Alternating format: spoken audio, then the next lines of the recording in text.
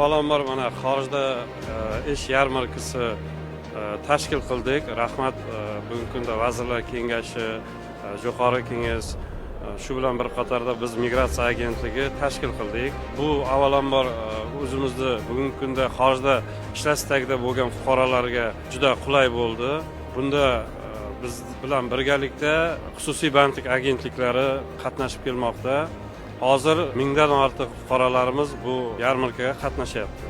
Yarmarkani birinchi o'rindagi maqsadi tartibga solingan migratsiya.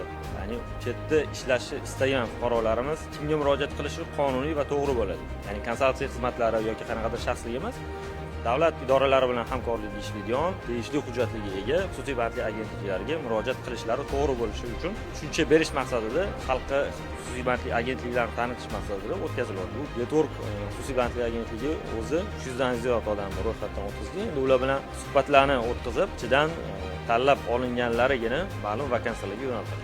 Mehnat yarmarkasida chet elga, o'zimizdan Qoraqalpog'istonga vakansiyalar bor ekan. Mаған ko'pten unadi. Misalga men o'zim Bolgariyaga yazıldım. 6 oyga mаған unadi, men yazıldım.